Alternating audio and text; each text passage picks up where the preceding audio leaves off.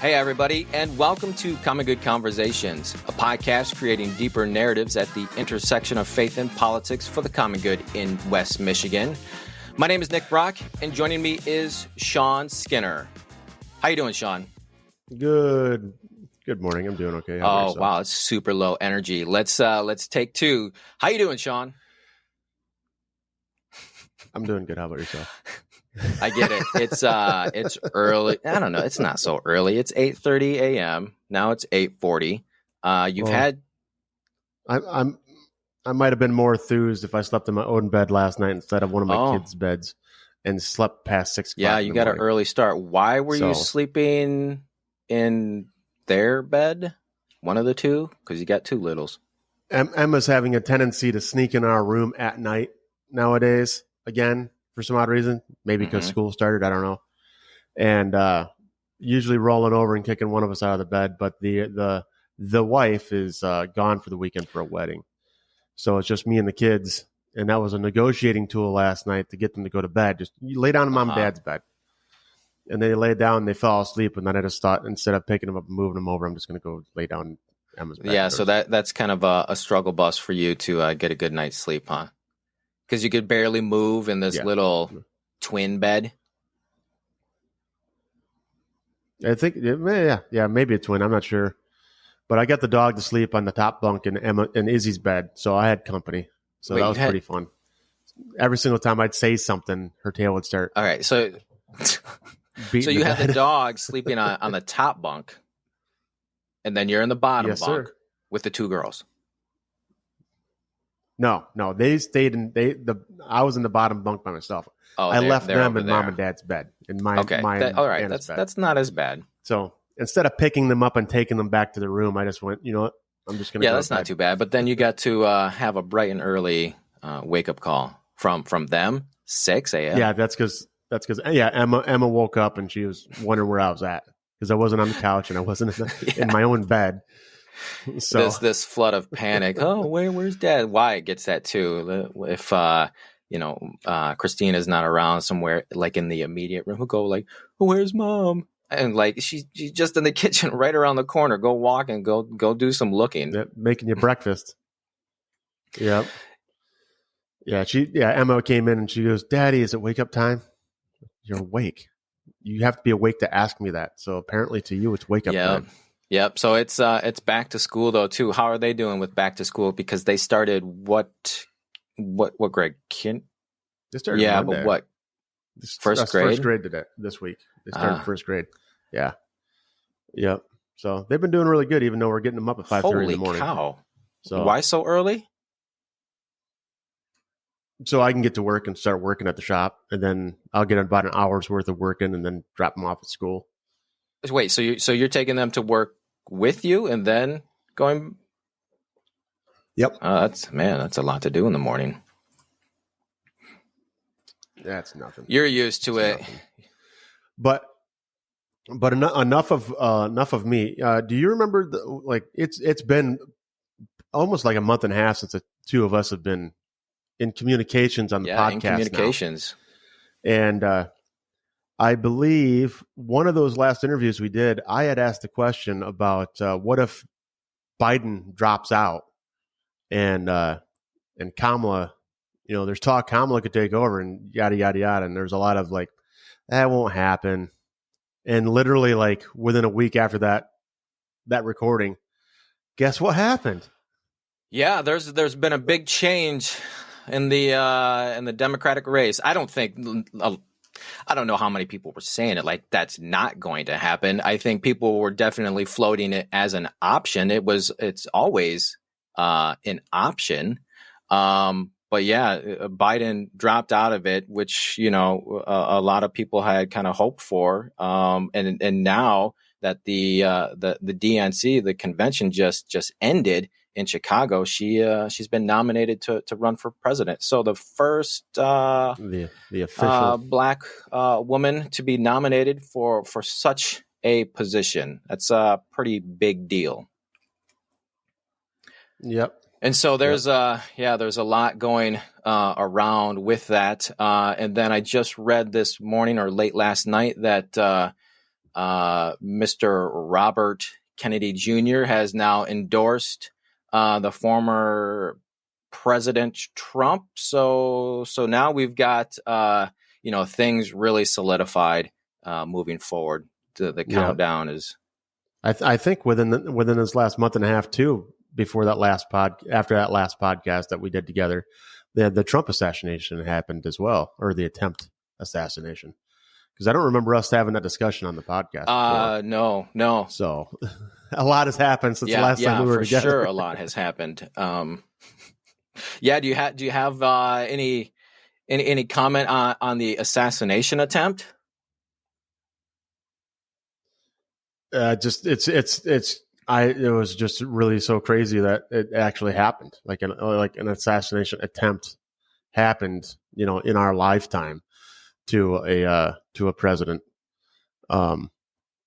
So this is one of those things you read about with Kennedy and stuff. You don't ever think necessarily you're gonna like, holy crap, that just happened. And the close proximity that he had to. I'm just surprised that he wasn't caught earlier or taken care of earlier. There's been a lot of scrutiny on the Secret Service for the way they handled or mishandled that. I don't know the latest on that, but it is the job of the Secret Service to make sure that the president is taken care of clearly, but any threats that are posed to it. So. Yeah, that's a major failing, and I know that the Secret Service over the past years or administrations has had a lot of criticism flown at its way, with real criticism. So, thankfully, he was not killed. He survives to this day with a scar on his ear, though I hear that there's still not a medical report from that. I'm not a conspiracy theorist, but there's got to be a medical report from that somewhere, or perhaps a scar. Has there been a picture of his ear? Not that I've seen. Nothing other than the photos of just immediately after, and he had the blood on his face from. You've got that kind of ingrained that mental image because you have a guitar pick with that likeness. Now, somebody gave me that last week. It says "fight" on it. It's the epic photo of Trump coming off the stage with his fist in the air and the American flag behind him. You couldn't have picked a better shot to try to for any candidate. That's like the most American shot you can really get. What an iconic image that will go down in history. But for that moment for an attempted assassination, and then to go out to the crowd with your fist held high in the air, that's quite the moment. I will say that's quite the intuitiveness too to like. Seize the moment type thing, know what's kind of like, this is important. If I could capitalize on this, opposed to being like, get me to the car. They're shooting at me. I said that to Christina after I had learned about that and watched the whole video. I said to her, holy cow, like, he got up from that thing right away and just put his head right through the Secret Service people and ever the showman that he is, got the crowd involved. I said, if anybody's smart enough, balls. I was like, that takes balls, because if it was me, I would have gotten behind the Secret Service so they could do their job, so I wouldn't get, have a bullet right through my head. And I was like, that is, number one, maybe that's crazy. Okay, so that is crazy on his part. He did not do the Secret Service any help in that regard. But number two, being the showman that he is, I've thought about that too. He knew that he could capitalize on that. So hashtag whatevers. Yeah, but just to think about that, whizzing past your ear, you go down. Your first thought is not to run, but to be like, hey. I'm still here. You messed me. Ha ha ha. Yeah, you've got to have a different mindset Um, yeah, I guarantee in the debrief that the Secret Service had, they were all looking at each other like, okay, what just happened? And then, okay, the former president did us no favors by making us sit out there longer and possibly take another rogue shot. But yes, an iconic image that will go down throughout history. All right. Sean, since the kids are back to school, first weekend, that means that the summer is winding down. And with that, as the summer winds down, we can also mention, our sponsor, who is Shul Coffee Company. They support this podcast because since summer's winding down, that means time is running out for enjoying some fun in the sun. So be sure to fuel up for those final summer adventures. Hopefully you get those in before the fall with the delicious flavors from Shul Coffee. Roasted right here in Grand Rapids for over 40 years. Shul Coffee has multiple summer flavors for you to choose from, like s'mores campfire cookie, banana split, star spangled berries, and Neapolitan. All are available in decaffeinated too. So visit Shul Coffee Shop online at shulcoffee.com and use code RADIO for 20% off. Or come into the store located on 29th Street. Discount only available online. And thanks to Rethink Nutrition for also supporting the podcast. Because you should think about rethinking the way you snack. Try a meal replacement bar to restore your energy and sustain you through long runs, long shifts, and short turnarounds.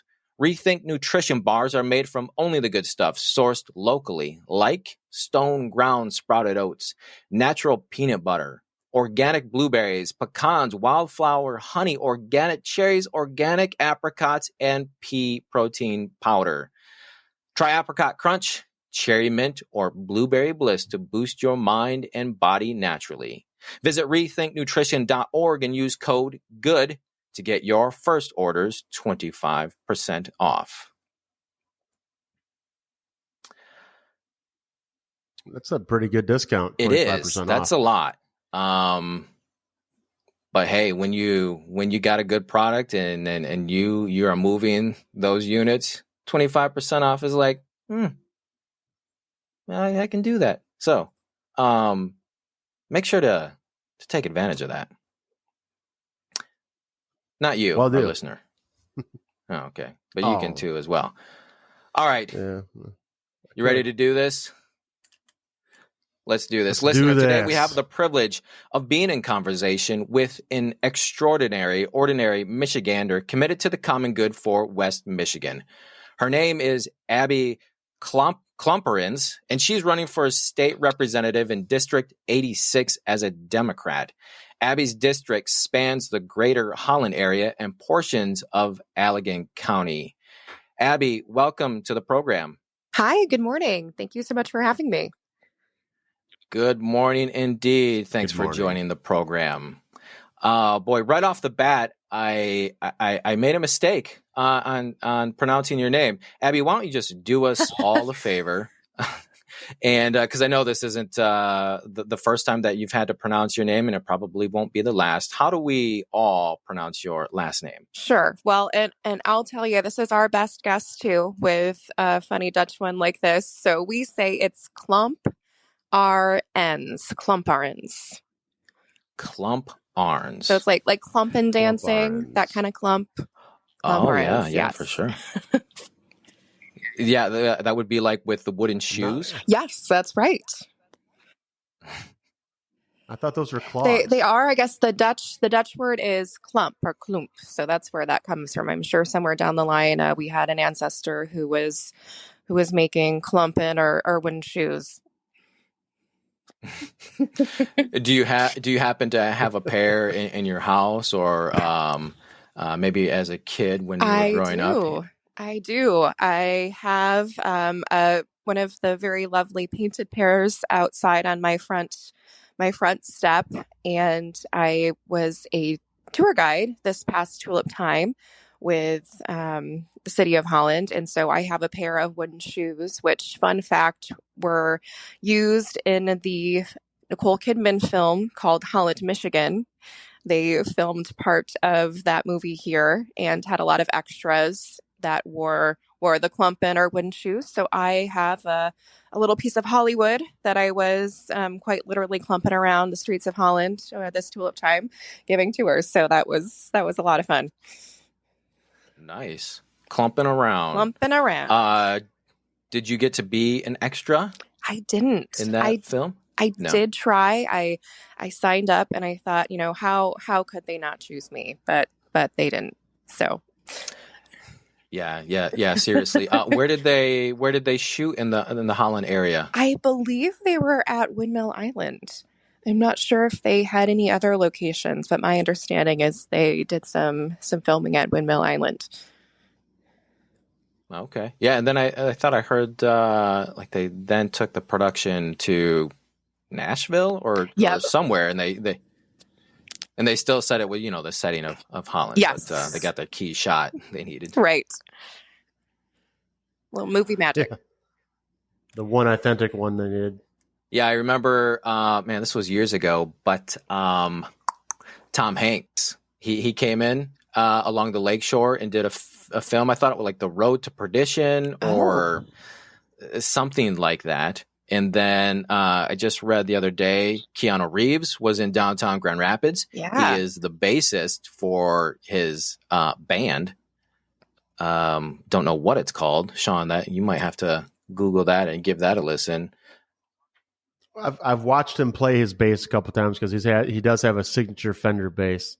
But I haven't paid attention enough to know the name of the band. I mean, it's probably not a very well-known band, only probably known because of Keanu Reeves, but I believe it's a punk rock type. They band. Played at what used to be called the Bob. I don't know what it's called anymore.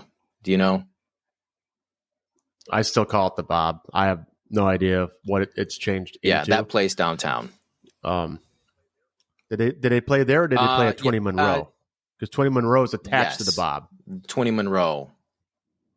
So whatever they're called, he played down there. Yeah.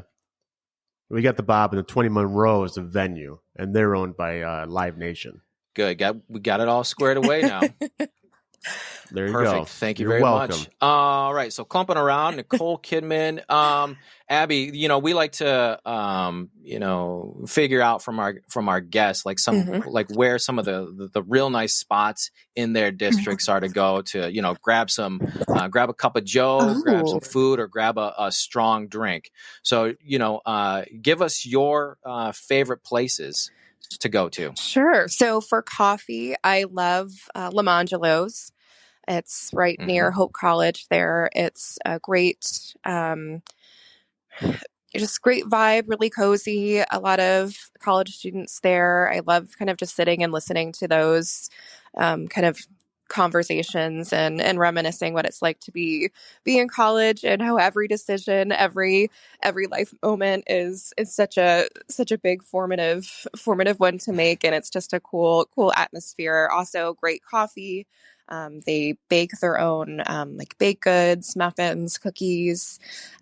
Also for maybe after 5:00, I enjoy our brewing company right on 8th Street. They have great ciders. I'm not a craft beer gal, but I do love a good cider. Yeah. What's that one? Our brewing company. Yes, our OBC. Okay. Yeah, there's a nice. I haven't heard of them been there before? Oh, you haven't? No, I was saying I haven't heard of them before. All right. No. Grab a cider there. Is there a particular cider that we should try? Ooh, let's see. I like their Apple Bloom. It's one of the sweeter ciders, a semi-sweet cider. And they also have a green apple cider that's really good if you like something a bit more sour or tart. And Holland has a social district now downtown. So you can always grab a drink to go and enjoy 8th Street and our shops. And it's a really fun atmosphere. They're on Main Street, aren't they? They're just down from New Yes, Holland, aren't that's they? correct. Our Yep. brewery. Okay, I have been there before. It's been a long time. Yeah, there's so many fun little places to go there, right down that Main Street, 8th Street. Yeah, it's Cool. hard to So choose. we'll have to check those places out. Any favorite restaurant that you like to frequent and grab a meal? Oh, yeah, absolutely. Again, there's so many to choose from. I mean, Boatworks is great because it's right on the water. I love going there. Um, like you met, New Holland Brewing Company is fantastic. They have a lot of outdoor seating, which I enjoy. I do love the Good Earth Cafe. They changed locations of the business. The restaurant was just sold. They used to be right downtown, but they are now in the new. There's a new development there. I think it's 7th Street and River, where they are. Still serving the same food, same recipes. It's a great lunch spot. I highly recommend going there as well. Very nice. Yeah, so many good things to do down there in Holland. I was waiting to hear Crust 54 course. in there. Crust 54, and they have 2 locations. Yeah, they have one. Oh, they got 2 now? Michigan, South Washington, near the Family Fair out here, and they have the one downtown. Oh, yeah, nice. Yeah. My brother just delivered me a Chicago deep dish from Chicago yesterday. He was in Chicago and then he brought it up. Yeah, they'll make it and freeze it. Okay. So he got me a frozen one. How that works? That's that would sound too delicious after 2.5 hour ride in the car. Yeah, that's still good. All right, good. All right, so boy.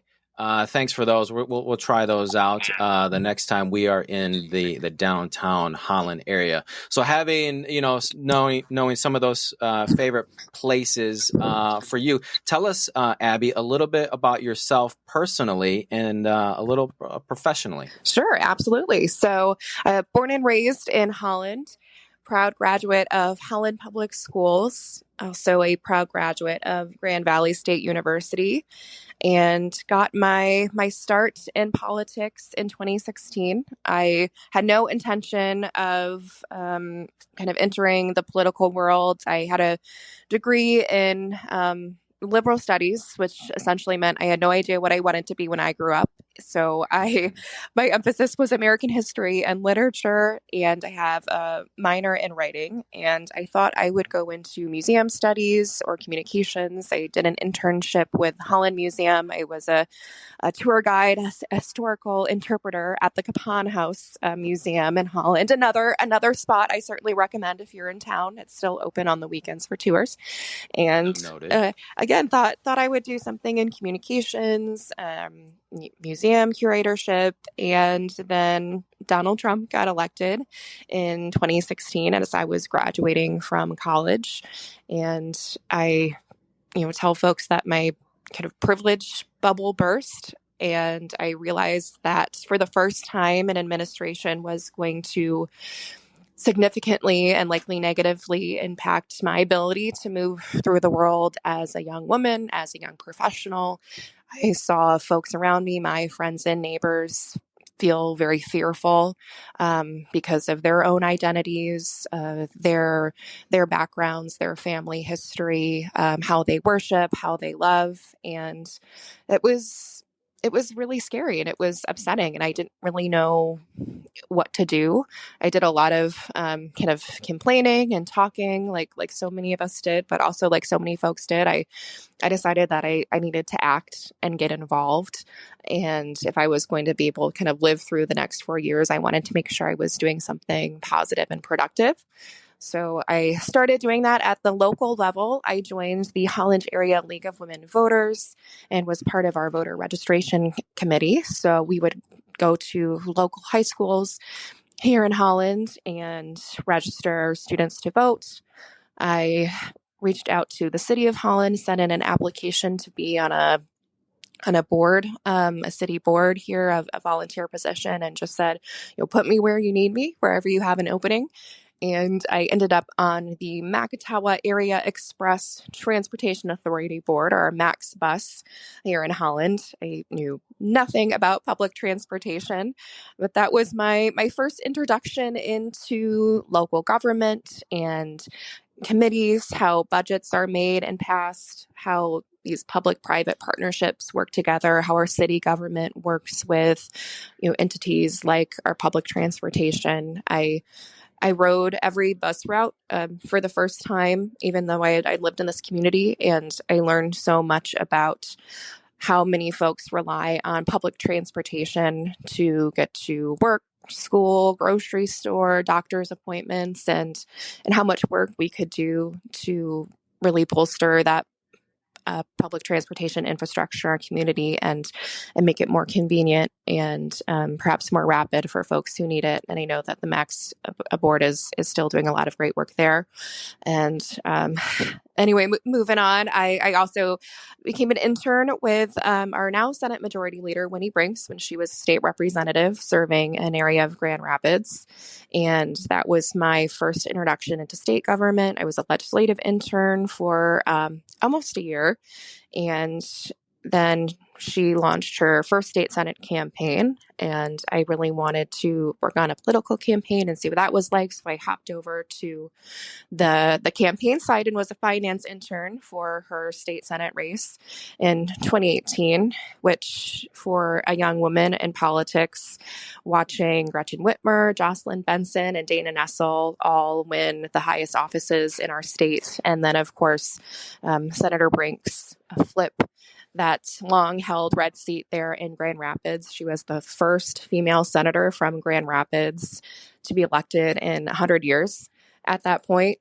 And there was just so much history being made, and to be a part of it, and that positivity and push forward was intoxicating, and I was hooked. What I really loved was constituent services. So I got a full-time position in the Michigan State House as a legislative aide, started in constituent services, and then after about 6 months was promoted to a policy position, and did that until spring of 2022 with COVID and a lot of the election denial things that were going on.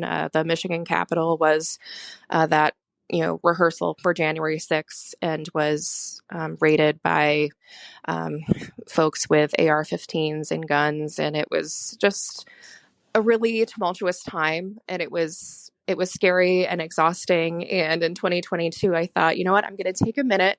I've always wanted to move back home to Holland. My family's here, both my parents, my sister and brother-in-law, my partners in Grand Rapids. So I moved back to Holland and got a job in communications and marketing, and did that for about 9 months and realized it just wasn't for me. It wasn't a good fit. My heart was always in politics and public service. So I kind of unexpectedly got a call from U.S. Senator Gary Peters, West Michigan Regional Director, Peter Dicko, who's become a good friend and mentor to me. And he said, hey, I'm hiring for a position here, and I came across your resume, which I had sent quite literally 4 years earlier, and he still had it. And he said, we're hiring for this position. Would you be interested in applying? And I said, absolutely. And in January of 2023, I became the West Michigan Regional Coordinator for Senator Gary Peters. We served 11 counties in West Michigan. It did a lot of visiting folks and constituents and nonprofits and local municipalities and leaders in those areas to essentially serve as a liaison between our DC office and West Michigan and vice versa.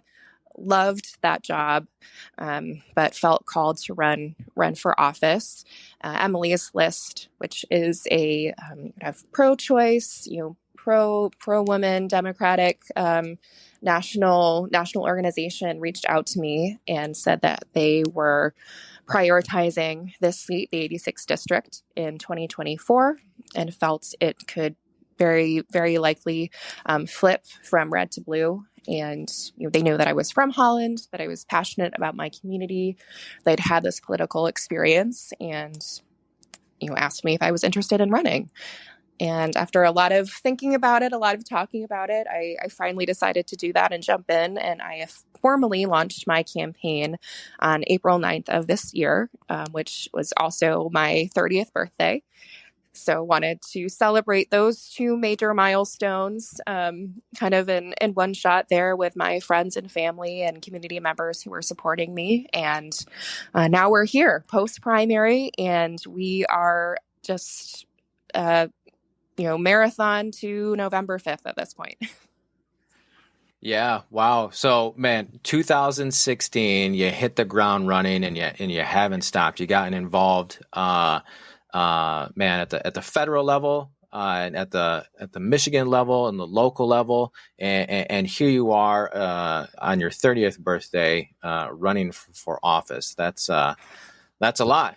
Well done to you. Thank you. That is a lot. Yeah, it's certainly not where I expected life to take me, but that's kind of the fun part of the ride, right? Is you build all these experiences and they don't make sense at the time, and one day, like I found running for office now, it's like, okay, this is all coming together for me. All of this knowledge and experience, these relationships that I've been able to build are finally coming together for this moment. Regardless of what happens in November, it's incredible to be on this journey and to be on this journey with my community and my family. And I know there's just more and better things to come after November, again, regardless of what happens on Election Day. Yeah. Abby, I have a friend. He ran for Congress a few years ago down in the state of Arkansas, and he had been noodling that for a while. Then he just woke up one day, said to his wife and said, "You know what? I'm going to run for Congress." Wow. And he did. He didn't win, but some people they think about it for a while and it works on them, and then just one day, whether it's on your 30th birthday or something else, you're like you pull the trigger. So I wonder, I know that 2016 was a moment for you where you decided to get involved in politics. Was there a particular moment when you had a little heart to heart with yourself and you said, you know what, Abby, you're going to do this. You're going to run for state representative in the state of Michigan? Yeah, I think it was late, probably winter of last year, around December, kind of turn of the new year. It's kind of kind of corny, your new year is coming up and you're trying to think about your goals and how you want to grow and change in the next year. And I saw this opportunity ahead of me. And I think that was probably around the time I decided to move forward. And part of that was, not only the honor of being asked, that there are people outside of yourself and those who know you who think you can take on a challenge like this. That meant a lot to me. Folks who I very much respected were encouraging me to do this. And the other part of it was being in this community the past 2 years with everything that has been going on in Ottawa County with our county government. And we've seen the national politics and kind of policies and ideologies trickle down and really take over our county government. And that impacted the Holland community quite significantly and changed the game. Before 2022, you really can't compare, I think, the numbers and the thoughts on the ground of voters now compared to pre-2022. So I knew that sentiment and that desire for change and good governance and good policy and advocacy was there. It's probably been there for a while, but it was likely, I think, expedited by the influence of Ottawa Impact. And I saw my community hurting. I saw headlines nationally of my community being presented and painted as this, ultra conservative, ultra right area. And I just knew that that wasn't reality. And I certainly wanted to step up and be a voice and a representative of my community to say, this is not who we are. We do feel this is a place where all people belong. We want our friends and neighbors to thrive. We want to work together and come together and implement good policies and good government. So that certainly was a catalyst for this decision as well. I think turning 30 too, it's just another milestone. There were just a lot of milestones, and I knew this was going to be a presidential election year, a big year, and it all felt big, which I'm sure it still does for all of us right now. It just feels really big and really important. And again, sitting on the sidelines is tough for me when these kind of big moments and big decisions are happening. And I wanted to be sure that I was being involved. I knew that as a candidate, I would do the work. I had the political experience and campaign experience, and again, had the passion of, this is my hometown. This is my community, my friends, my neighbors, my teachers, this is my heritage as well, and that I was gonna work harder than anybody to do what I could here. And long story short, it felt like the right time. It was all of these little things coming together for me to say that this was the right time to do this.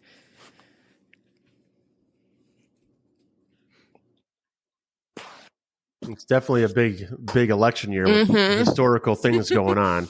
So I got a quick question. You had said earlier that you were a financial Jesus, I wrote it down and now I can't even read it. Intern, financial intern. What does that entail? I'm curious about the little things in between. Sure. On a climb up. A lot of the not fun stuff, the busy work. So doing a lot of donor research, putting together call time sheets for Senator Brinks. So during call time, it's probably one of the candidates' least favorite things to do is you're calling folks and asking them to give a contribution to your campaign, asking them for money. And you certainly don't want to have a candidate cold calling people. So as an intern, what I would do is research, individuals that we felt would be supportive of our cause, to see who they had given to in the past, what other candidates, political organizations, what their level of giving might be.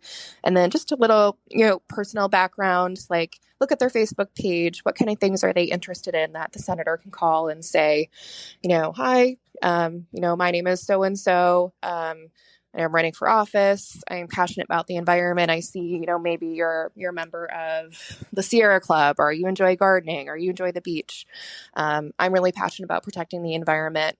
Those kind of things. You can have productive conversations when you're asking people to financially contribute to your campaign, which is a big deal for a lot of folks. So a lot of that work, helping out with fundraisers and event planning, knocking doors. As when you work on a campaign, when you're an intern, you're always knocking doors or making phone calls to let people know your candidate's going to be on the ballot. So just right, exactly. Yeah. So, but I loved it. And again, it was this group of, I think we had an all female staff. And it was this group of incredible women, again, trying to do this big historic thing. And I'm not from Grand Rapids, but in West Michigan. And, it was a lot of fun. I remember that time very fondly. Nice. You look like you're thinking, Nick. What are you pointing at? I'm pointing at you. Abby, can you tell us? I don't see where I am on your screen. So it's just like you're pointing off into nowhere. Yeah, no, it doesn't really work on the screen we're looking at. You're right there to me, Nick. You're right there. She's there. I'm there. You're there. You are to my right. That's got to be good radio right there. Just a bunch of pointing fingers. I know. While people it just are listening. Doesn't work on this listener medium. Abby, can you tell us, please, why you are running for office? Absolutely. I am running for state representative because I have watched my community grow, diversify, and innovate in incredible ways in just my lifetime. And we deserve a representative who is looking to lead us forward to a future of inclusivity and success. We do that by supporting our public schools, investing in the children, families, and teachers who rely on public education. We do that by protecting our environment, especially our water. From the waves of Lake Michigan to the water in our tap, we need to ensure that our water is safe and clean now and for generations to come. And also by supporting our economy, continuing to incentivize businesses, large and small, to invest in our community. So all those who wish to call the greater Holland area home can afford to live, work, and thrive here.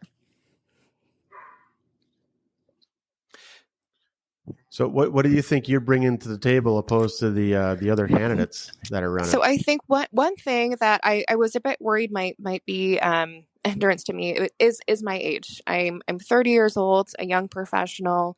I moved back to Holland in 2022 and understand how difficult it is to find affordable housing, to move through the world and the economy we have right now. And a lot of folks and families in our communities are feeling that pinch in their pocketbook and those monthly bills that they're getting. It's certainly difficult to make ends meet. So how can we ensure that we're making life accessible and affordable for members of our community and families in our community? My political experience as well.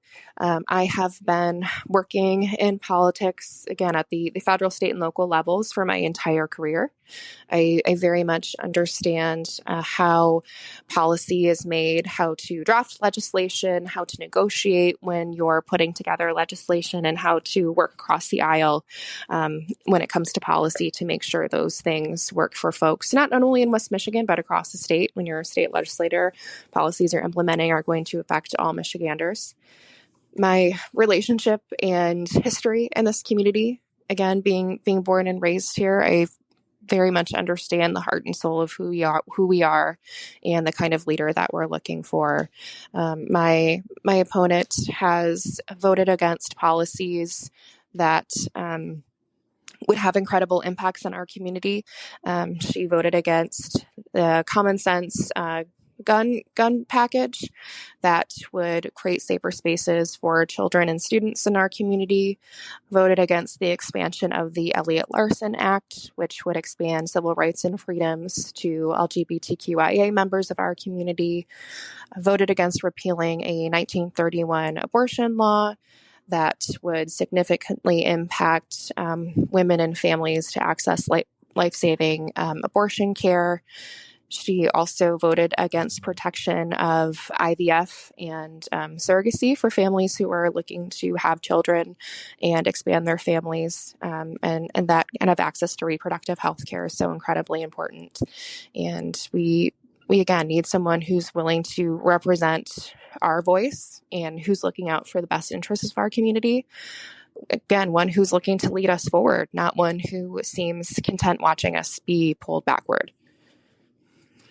Yeah, Abby. So you mentioned a little bit before about Ottawa Impact, and then when you spoke with the Holland Sentinel to announce your decision to run, you mentioned Nancy DeBoer. Nancy DeBoer is the Republican incumbent who you're running against, and she was also a longtime mayor for the city of Holland. But you mentioned that not only for the reasons that you just listed as wanting to challenge her for the seat, but also like she was very silent about Ottawa Impact. And then I'll just what you said to the Holland Sentinel, speaking of Ottawa Impact, is that you said their incompetence and small-mindedness has served as a reminder of what happens when those without experience are put in a position of power and put a personal agenda over people they serve.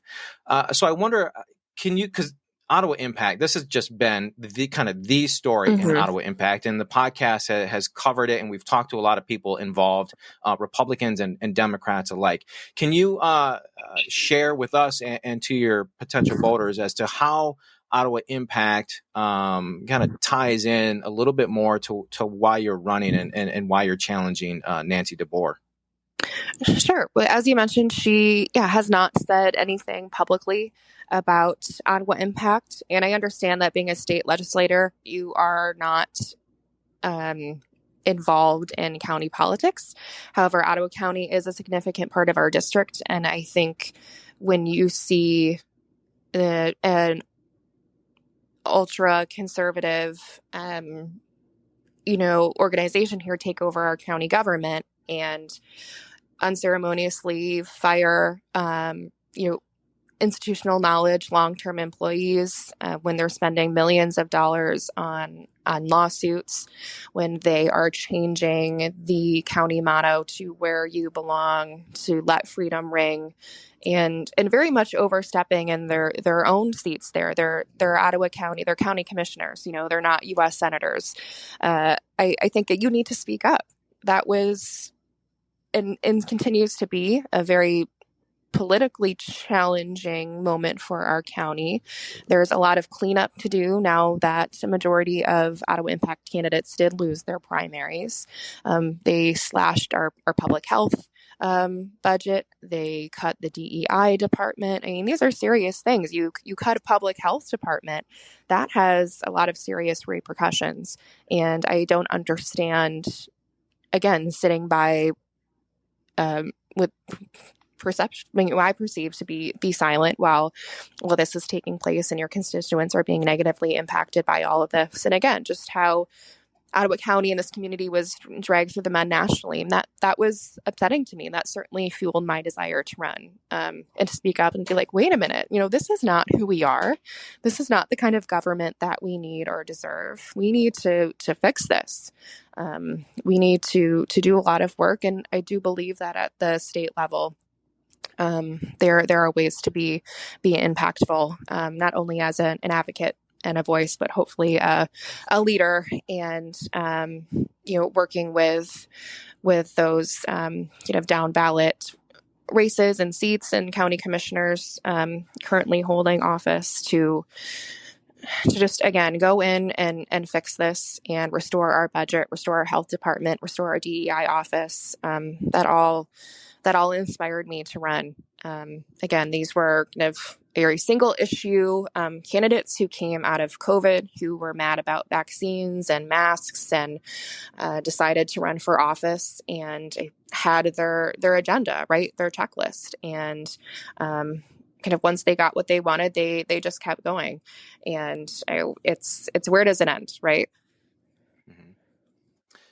Yeah, I wonder too when you're like when you're knocking doors, and out on the campaign trail, do people ask you, or do people bring that up yet? Like, how can we get rid of Ottawa Impact, or is it still like a major concern or an issue that's being brought to you?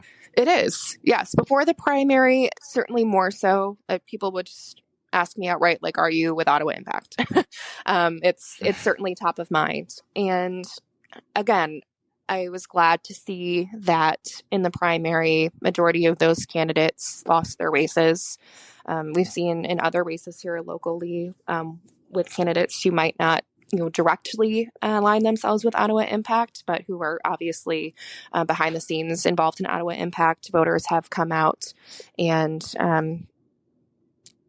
voted very strongly against those candidates, and we've seen kind of a wide condemnation of Ottawa Impact in other local races. But it certainly is still on top of mind, even though some of those folks might not be in office now. Ottawa Impact doesn't go away.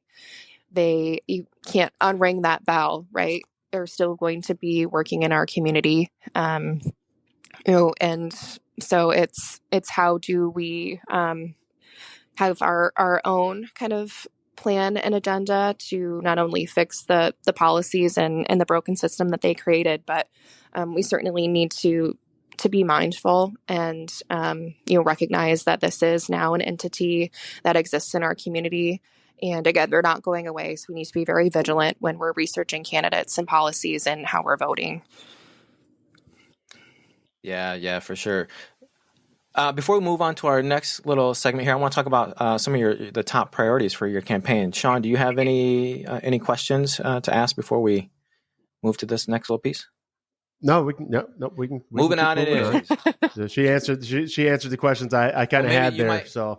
And that was kind of in the same realm might have too. Some comments on this too, Sean. So, one of the pillars or priorities, if you will, for your campaign is the economy. And on your website, Abby, you say fostering dynamic economic opportunity, or you want to foster dynamic economic opportunities for every resident in Western Michigan is crucial. And so the economy, nationally and locally is like, really it is at the top of the list for a lot of people. Really important, especially with, inflation. Inflation, is high, but in my opinion, it has been steadily coming down. It has steadily come down throughout the Biden administration. And the United States has led globally in terms of getting its economy back on track. And we spoke to an economist from Grand Valley State University a couple weeks ago to give us some clues into how the economy is doing in West Michigan, and some things that might be able to help it over the next coming years. So, with that said, I wonder, do you have any specifics that you relay to people as to how to improve the economy locally here? We have an incredible small business kind of coalition and group here in West Michigan. Business has always been the heart of our economy here.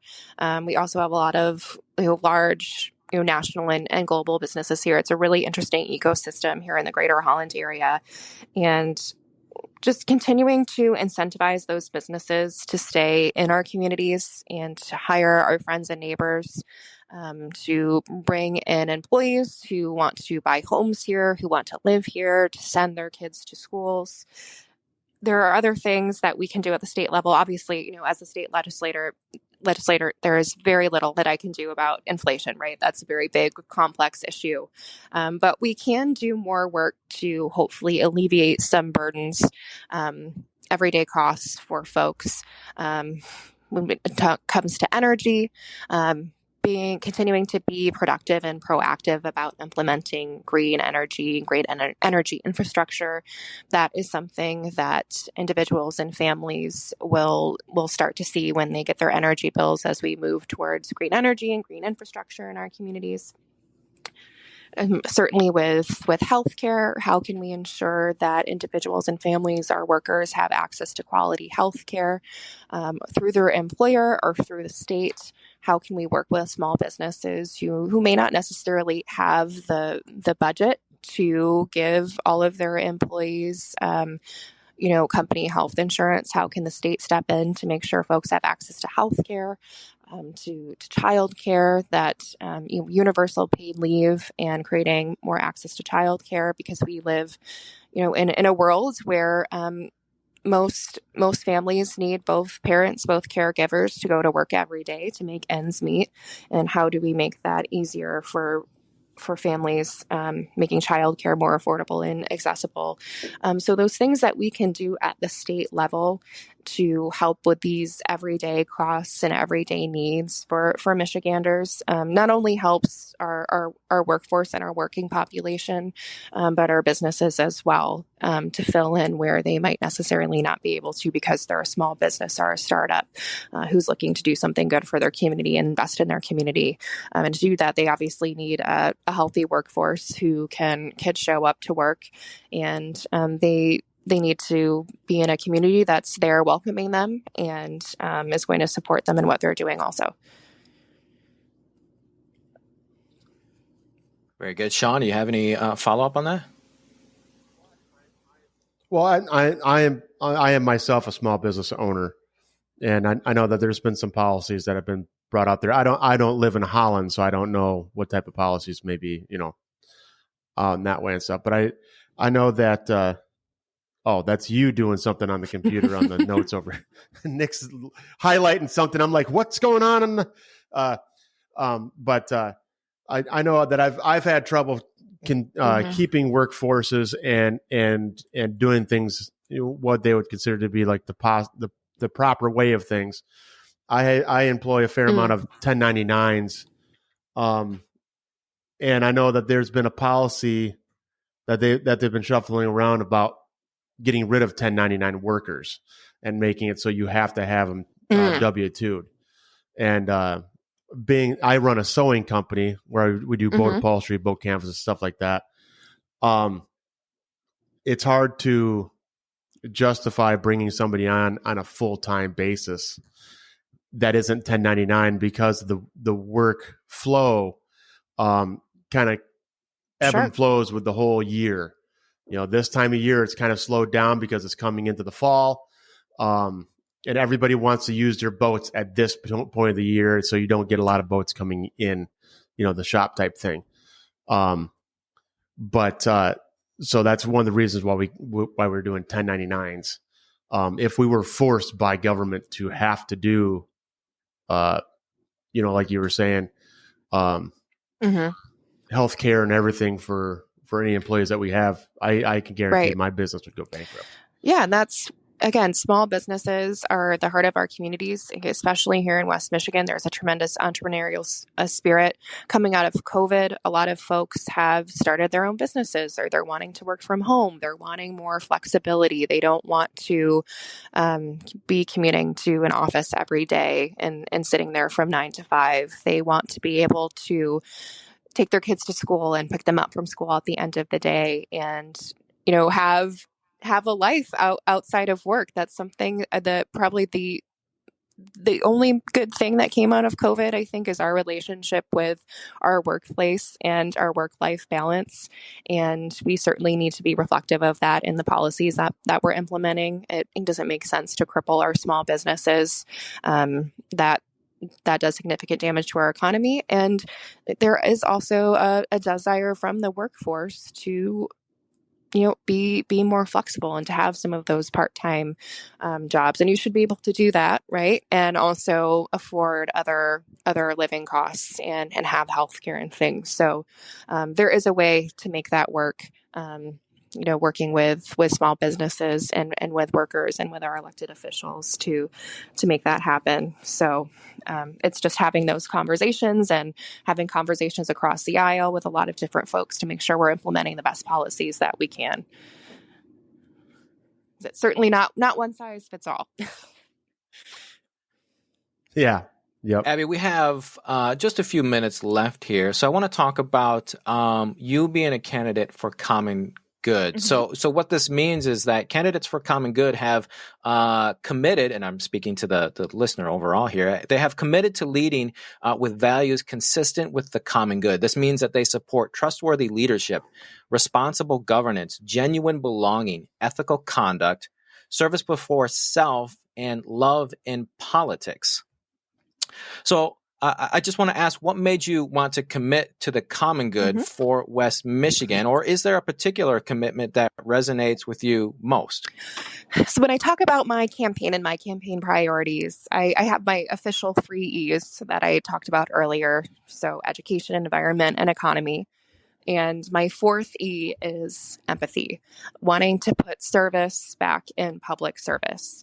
Spending my career in constituent services, and 2, what's truly impacted me is I currently work at Harbor Humane Society, and we work with people who are in just really dire situations. I don't know if either of you are pet owners, but when you're having to give up your pet because you can't afford to buy dog food anymore, if you've got a new baby on the way, if you've got to move in with a sick parent to help take care of them, that's really devastating. And it's shown me the most need in our community.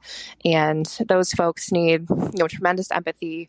They certainly don't need a lot of red tape in their way or judgment. And my career in constituent services has taught me so much about empathy and, like you said, that love in government, love in politics, and that really is the main job of of our legislative offices and of our representatives, we have office infrastructure and staff specifically to serve members of our community and help them solve problems, help them wade through very difficult processes and all these political departments and forms and whatnot. So that's certainly a driving factor for me to seek working with Vote Common Good and wanting to be a leader of common good in our community. We just need that so desperately right now. We need that empathy and understanding and love and connection and community. And that's what public service is. That's what government is on its best day. It's there to serve and to help and to be a resource. And that's what got me involved in politics and what caused me to fall in love with public service is that ability to, help someone in a moment. If I can't solve the solution right at that time, giving them resources and opportunities and steps, a pathway to solve a problem. That's incredibly rewarding. And that's what I hope to continue to do as a state representative. Excellent. We appreciate your commitment to the common good in West Michigan and look forward to seeing that commitment over the next few years. How can people connect with you, Abby? Absolutely. Well, you can visit my website, voteklomparens.com. You can email me and my team with any questions, inquiries you have, info@voteklomparens.com. I'll spell that. It's VOTEKLOMPARENS. You can also find me on social media, Abby Klomparens for State Representative on Facebook and Instagram. I'm at Abby Klomparens on Twitter. Love to hear from you and chat. And I always tell folks on the door, I'm here to be accessible and transparent. So please reach out to me if you have any questions, comments, or if you'd like to get involved with our campaign. Very good. Listener, that's candidate for Common Good, Abby Klomparens. Abby is running for state representative in District 86 as a Democrat. Abby's district spans the greater Holland area and portions of Allegan County. Abby, thanks for joining the program this morning. Thank you. Thank you. Listener, we'd love to hear from you. What did you think of our conversation with Abby? Was this helpful for you? Who would you like to have us on the program? Be sure to leave your comments on our Facebook page and Instagram under this podcast episode. And be sure to stay informed in 2024. You can sign up for our weekly newsletter at votecommongood-wm.org, and you'll receive event updates and podcast links. Facebook, Instagram, YouTube, be sure to follow us there. Sean, any parting words before we land the plane? No, I think we got another interview just around the corner. So we do. We got to kind of keep it moving this morning. All right, listener, thank you for joining this Common Good conversation. Till next time, be the common good in West Michigan.